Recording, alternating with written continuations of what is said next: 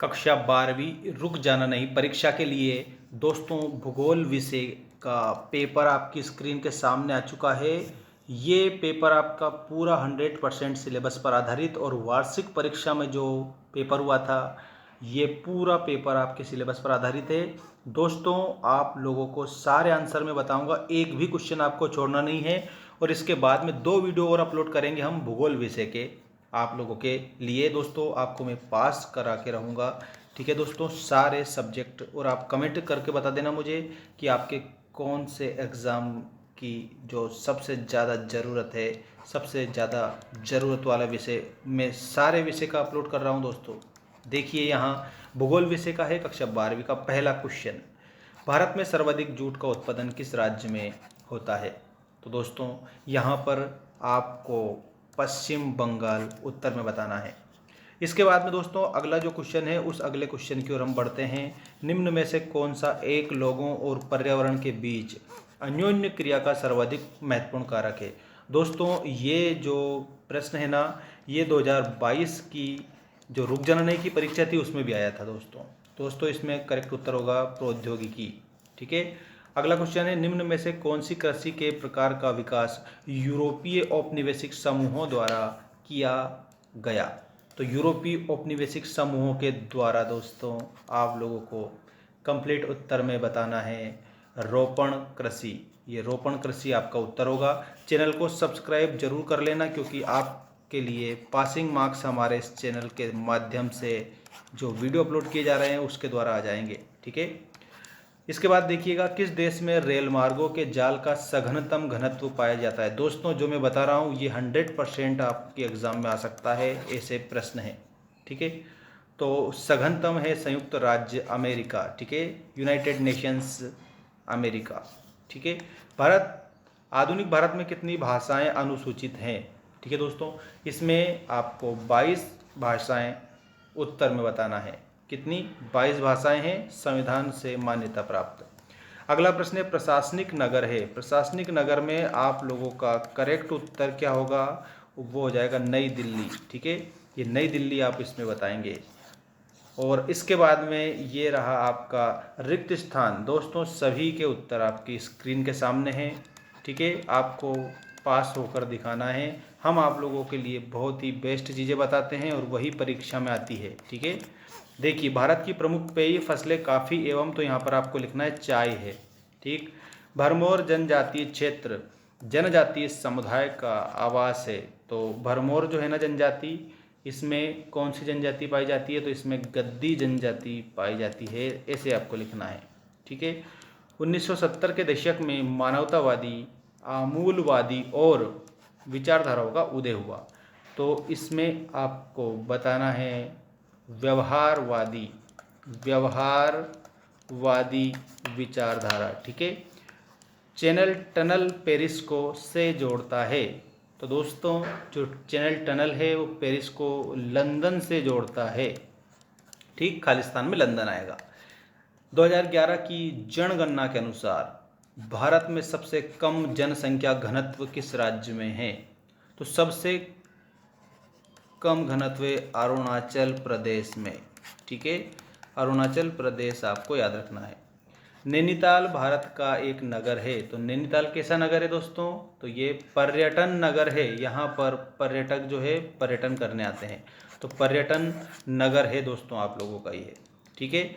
इसके बाद में अब देखेंगे हम सत्य असत्य लिखिए वाले प्रश्न, और एक भी क्वेश्चन छोड़ना नहीं है, सारे याद करके जाना है आपको। भारत के पास द्वीपों सहित लगभग 7,517 किलोमीटर लंबा व्यापक समुद्री तट है। दोस्तों ये आपका सही हो जाएगा, ठीक है। चैनल को सब्सक्राइब जरूर कर लेना और हमारा ऐप है, ऐप को भी आप डाउनलोड कर लेना। ऐप की लिंक चैनल के अबाउट सेक्शन में दे रखी है।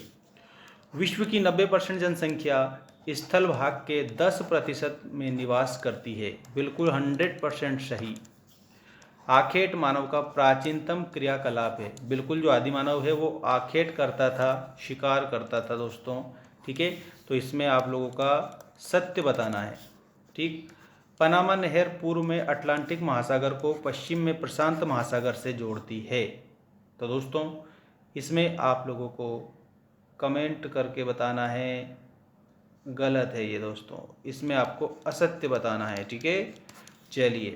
भारत की प्रमुख खाद्यान्न फसल चावल है। खाद्यान्न का मतलब होता है खाने लायक फसल, उसको आपको बताना है। ठीक है, तो ये आपका सत्य हो जाएगा।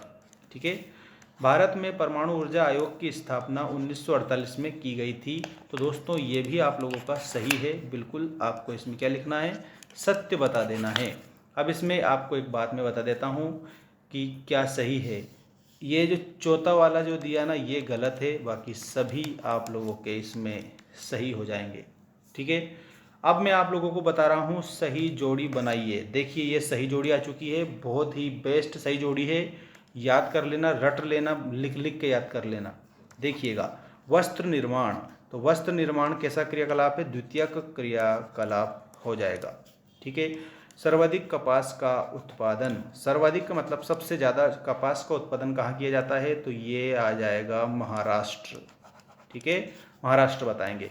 सर्वाधिक ग्रामीण जनसंख्या, तो सबसे ज़्यादा ग्रामीण जनसंख्या में आपको बिहार बता देना है। ठीक है, बिहार आपका उत्तर होगा। भारत में न्यूनतम भाषाई समूह, सबसे कम भाषाई समूह है चीनी तिब्बती, चीनी तिब्बती कम भाषाई समूह है। स्वेज नहर का निर्माण, जो स्वेज नहर का निर्माण हुआ था 1869 में, 1869 में 1869 में स्वेज नहर का निर्माण हुआ था। ठीक है ना। अब मैं आपको एक शब्द एक वाक्य में उत्तर दीजिए वाले अति महत्वपूर्ण बेस्ट क्वेश्चन बता रहा हूं दोस्तों, याद रखना आप सभी। ठीक है, देखिएगा, विश्व व्यापार संगठन कब बनाया गया। विश्व व्यापार संगठन को WTO के रूप में भी जाना जाता है, World Trade Organization, that's mean विश्व व्यापार संगठन। ठीक है, तो इसमें आप लोगों को याद रखना है 1995 में बनाया गया था। भारत की दो प्रमुख तिलहन फसलों के नाम लिखिए। तिलहन का मतलब होता है जिनसे तेल निकाला जाता है, तो इसमें आप लोगों को मूंगफली लिख देना है एक तो, और उसके बाद में एक आपको लिख देना है सोयाबीन। ठीक है, और हमारा प्यारा मध्य प्रदेश सोयाबीन प्रदेश कहलाता है। थर्ड क्वेश्चन देखिए, 2011 की जनगणना के अनुसार भारत का जनसंख्या घनत्व कितना है, तो याद रखना 382 व्यक्ति प्रति वर्ग किलोमीटर। ठीक है, प्रति वर्ग किलोमीटर। ठीक है, ये आएगा उत्तर इसमें।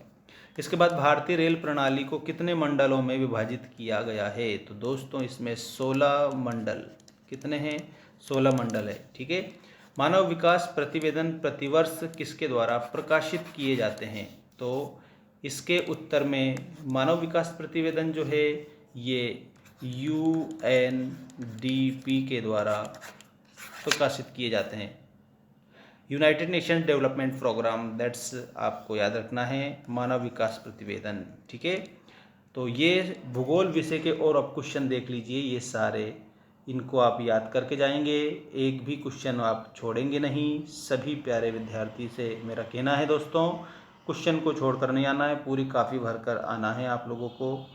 सारे प्रश्न के उत्तर आपको मैंने बता दिए हैं।